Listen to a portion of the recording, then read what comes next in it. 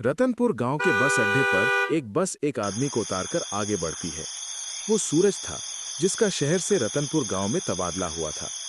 थोड़ा इधर उधर देखने के बाद वो गांव के चौपाल की तरफ बढ़ा। ठंड की पहली बारिश का मौसम था।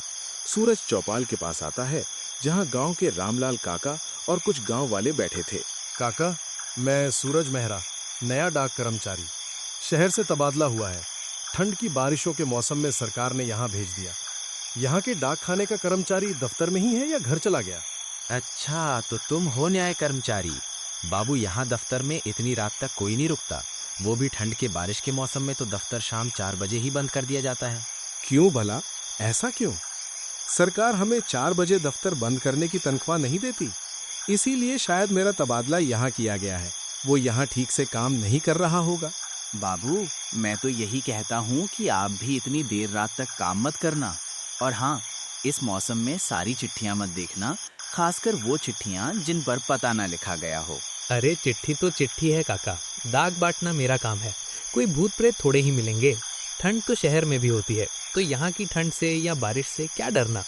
आपका तो ऐसे चेहरा उतरा है जैसे कोई भूत देख लिया हो। हंसी मजाक छोड़ सूरज, महीने की आखिरी रात को जो चिट्ठी आए उसे मत खोलना। वो डाकिया वो ठंडी बारिश में आता है और ले जाता है। पिछले साल मोहन चाचा को ले गया था। डाकिया रामलाल जी, मुझे तो कहा गया था कि यहाँ अभी तक कोई डाकिया नियुक्त नहीं किया गया। आपको कोई वहम हो गया होगा। ठीक है, मैं सावधान रहूंगा, लेकिन पहले मुझे डाक खाने की तरफ ले चलिए। ये बारिश और ज्यादा बढ़ रही है और ठंड भी लग रही है। रामलाल काका सूरज को डाक खाने की तरफ ले चलते हैं। एकदम से बारिश भी शुरू हो जाती है। थोड़ा दूर चलने के बाद वो डाक खाने के पास पहुंच जाते हैं। रामलाल काका सूरज को डाक खाने तक पहुंचाकर वापस चले जाते हैं। हेलो, कौन है? मुझे आने में रात हो गई। सारे कर्मचारी चले गए होंगे, पर तुम कौन हो? साहब, मैं कमलू हूँ, यहाँ का सफाई कर्मचारी। मेरा घर यहाँ से बहुत दूर है, इसीलिए बारिश के दिनों में मैं यहीं रात रुक जाता हूँ। अच्छा कमलू, मैं सूरज, यहाँ आज ही तबादला हुआ है मेरा। चलो मुझे दफ्तर का चिट्ठियों वाला कमरा दिखाओ। दफ्तर की हालत देखकर लगता है सारे के सारे यहाँ आलसी हैं। कमलू सूरज को चिट्ठियों वाले कमरे में ले आता है, जहाँ पर बहुत धूल होती है। हे भगवान, कितनी धूल पड़ी है यहाँ पर, कितनी चिट्ठियां बिखरी पड़ी है। तुम यहाँ के सफाई कर्मचारी हो तो ये क्या है? आखिर इतनी चिट्ठियां यहाँ पर क्या कर रही हैं? इनको इनके पते तक पहुँचाया क्यों नहीं गया? साहब, ये सारी चिट्ठियां बिना पते की हैं। हम कोई भी इन चिट्ठियों को नहीं खोलता। बड़े साहब ने ये कमरा बंद ही रखने को कहा है। वो अपने दिखाने को बोला, इसलिए मैं आपको यहाँ ले आया। तुम्हारा ये क्या मतलब हुआ भला? सब काम ना करने के बहाने हैं। इतनी चिट्ठियां बिखरी पड़ी हैं, कल इन सब को पते तक पहुंचाने का काम करना है। साहब, आप नई चिट्ठियों को मत छूना, खासकर वो जो बिना पते की होती हैं। ये ठंडी बारिश में वो चिट्ठियां आती हैं, और जो इन्हें खोलता है वो कमलू, ये सब गांव की कहानियां हैं। चिट्ठी बिना पते की हो तो क्या, कोई ना कोई तो भेजता होगा। मेरे सामने काम ना करने के बहाने नहीं देने। हम काम करने की तनख्वाह लेते हैं, बहाने मारने की नहीं। नहीं साहब, वो डाकिया भेजता है। पिछले साल मोहन चच्चा ने ऐसी चिट्ठी खोली थी। ठंडी बारिश की रात थी। अगली सुबह वो चौपाल पर पड़ा था। चेहरे पर ऐसी मुस्कान थी जैसे कोई भयानक सपना देख लिया हो। उसके बाद से वो कभी भी उठा। क्या हुआ मोहन चाचा को? बोलना कमलू। और ये डाकिया कौन है? कोई गांव का आदमी तो नहीं जो मजाक करता हो? कोई आदमी नहीं साहब, छलावा है। दिखने में इंसानी चेहरा और लाल आंखें। वो ठंडी हवा में आता है और ले जाता है। आप चिट्ठी मत खोलना साहब। कमलू बाहर आकर सूरज को गांव की बातें बता ही रहा होता है कि तभी बाहर से किसी के आने की आवाज आती है। तभी गांव की लड़की माया वहां आती है। वो खड़ी होकर गांव में आए अजनबी को देखती है। कमलू भैया, ये कौन है? वो भी हमारे गांव के डाक खाने में। बाहर बारिश ज्यादा हो रही थी और मैं घर की ओर जा रही थी, तो मैंने सोचा थोड़ी देर यहाँ रुक जाऊं। बारिश थोड़ी हल्की होने पर घर चली जाऊंगी। अरे माया, ये सूरज बाबू हैं। हमारे गांव में तबादला हुआ है इनका। आज ही पहुंचे ये। यही डाक खाने के मुखिया हैं अब। माफ करना बाबू, मैंने पहचाना नहीं। बाहर बारिश बहुत तेज है, ठंड भी बहुत हो रही है। अगर कोई आपत्ति ना हो तो क्या थोड़ी देर के लिए मैं यहाँ रुक सकती हूँ? डाकिया आ जाएगा, इसलिए डर लग रहा है। हाँ हाँ माया जी, वैसे भी ठंड में बारिश में भीगने से बीमार हो जाओगे। आप बैठिए और मुझे ये डाकिये के बारे में बताएं। जब से यहाँ आया हूँ इस डाकिये के बारे में ही सुन रहा हूँ। कमलू वहाँ से स्टूल उठा के ले आ, तुम दोनों भी बैठ जाओ। यहाँ की चिट्ठियाँ बस कागज नहीं होती, कुछ चिट्ठियाँ आपके अंदर का डर जगा देती हैं। मेरी चचेरे भाई ने ऐसी ही एक चिट्ठी पढ़ी थी। ठंडी रात थी, बारिश हो रही थी। फिर क्या हुआ? तुम भी कमलू जैसी बातें कर रही हो। बताओ ना माया, ये डाक खाने की कहानियाँ क्या हैं और ये डाकिये के बारे में सब क्या क्या बोलते हैं? ये डाकिया है कौन? मेरा भाई रमेश। उसने बिना पते वाली चिट्ठी खोली और अगली सुबह चौपाल पर वो चला गया। चेहरे पर मुस्कान थी। वो डाकिया उसे अपने साथ ले गया। ठीक है बाबू, बारिश हट गई है, मैं अब घर जाऊं? आप बस चिट्ठियां मत खोलना, डाकिया आ गया तो नहीं बच पाओगे। अरे पता नहीं तुम सब लोग ये अंधविश्वास से कब बाहर आओगे। चलो छोड़ो, तुम घर जाओ। माया, इससे पहले फिर से बारिश शुरू हो जाए, ये बोलकर माया वहां से चली जाती है। सूरज कुछ देर आराम करने के लिए चिट्ठियों वाले कमरे में आता है, पर हर तरफ चिट्ठियां बिखरी पड़ी थी। उसको बैठने या लेटने के लिए कोई जगह ही नहीं दिख रही थी। तभी उसका ध्यान एक चिट्ठी पर जाता है जो अलग से पड़ी हुई थी। सूरज उसे खोलकर पढ़ता है तो उस पर लिखा होता है, तुम्हारी माँ तुमको छोड़कर नहीं गई, उसके साथ हादसा हुआ। जानना चाहते हो तो मेरे पास आओ। वो चिट्ठी पढ़ने के बाद सूरज का मुंह घबराहट से खुले का खुला ही रह जाता है। कमलू, ओ कमलू, इधर आ। ये चिट्ठी ये किसने लिखी है? ये चिट्ठी तो मेरे लिए लिखी हुई है। ये कोई मजाक तो नहीं? इधर आओ कमलू, इस कमरे में। कमलू भागकर सूरज के पास आता है। क्या हुआ बाबू, आप क्यों घबरा गए? क्या बात हो गई? कमलू, यहाँ ये चिट्ठी जैसे ये मेरे लिए लिखी गई हो। इसमें मेरे बचपन की बात कैसे लिखी गई? मेरे बचपन के बारे में तो यहाँ पर किसी को नहीं पता। कहीं ये मेरा वहम तो नहीं है? साहब, आपने चिट्ठी पढ़ ली।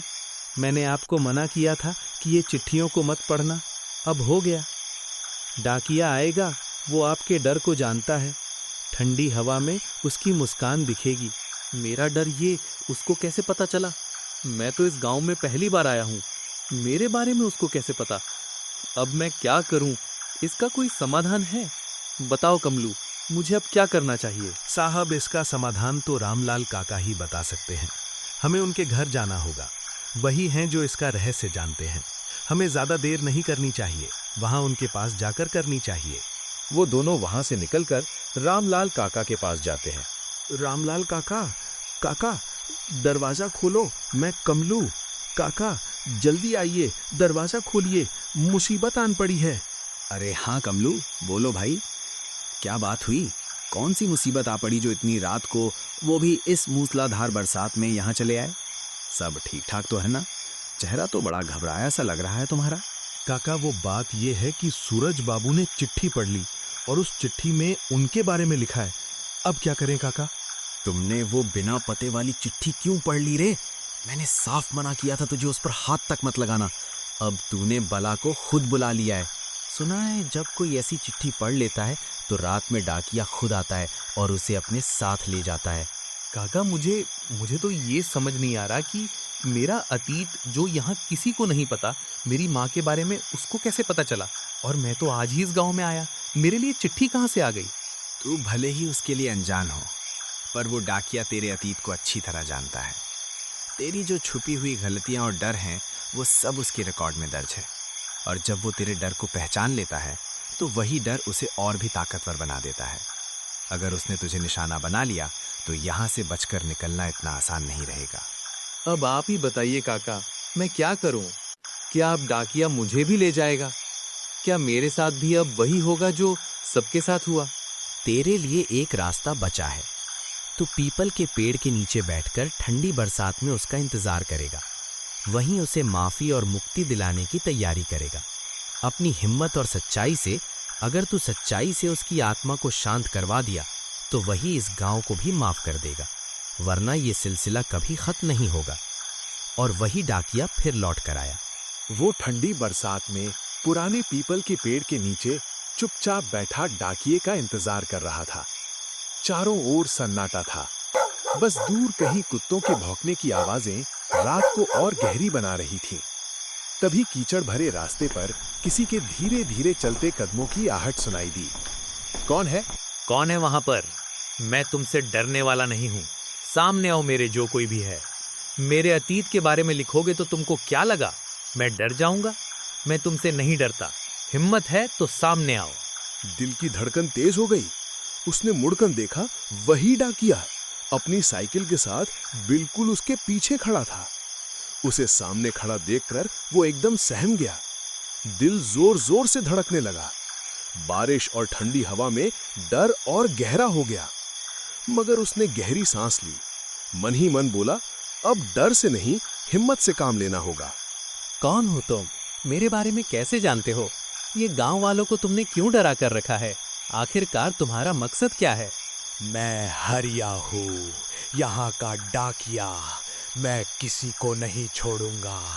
जो जो मेरे साथ हुआ उसका बदला तो मैं लेके रहूंगा। तुम में से कोई नहीं बचेगा। अब क्या हुआ था तुम्हारे साथ? मुझे शुरू से बताओ। तुम्हारी मुझसे क्या दुश्मनी है? गांव वालों को तुम क्यों सजा दे रहे हो? बहुत साल पहले इस गांव में एक औरत ने मुझ पर झूठा इल्जाम लगा दिया था। इन सब गांव वालों ने बिना सच जाने मुझे दोषी बना दिया और मुझे कुएं से बांध दिया। मैं वहां भूखा प्यासा तड़पता रहा। देखो, वो सब गलती से हुआ, और वो औरत, उस औरत से तो तुमने बदला ले लिया हो। इतने साल पहले इनके पूर्वजों की गलती की सजा तुम अब लोगों को क्यों दे रहे हो? जो तुम्हारे साथ गलत हुआ उसका मुझे भी दुख है, पर तुम उन लोगों की तरह अन्याय मत करो। मैं ऐसे क्यों जाने दूं सबको? मेरा सच आज तक इस गांव को पता ही नहीं चला। सभी गांव वालों को मेरी सच्चाई बताओ, मेरे साथ क्या हुआ, फिर इस गांव को मैं माफ करूंगा। ठीक है, मैं तुम्हारा सच पूरे गांव को बताऊंगा और तुमको इंसाफ दिलवाऊंगा। तुम कृपया सबको माफ कर दो। ठीक है, मैं इस गांव को अब एक मौका देता हूँ। माफ कर रहा हूँ, पर समझ लो अगर फिर किसी ने वैसी हरकत की तो मैं लौट आऊंगा और फिर किसी को माफी नहीं मिलेगी। ये गांव को पश्चाताप का आखिरी मौका है। अपनी करनी सुधार लो। इतना कहते ही वो गायब हो जाता है। अगले दिन से सभी गांव वाले डाक खाने के डर से मुक्त हो जाते हैं, पर अभी भी ये सिलसिला खत्म नहीं हुआ था।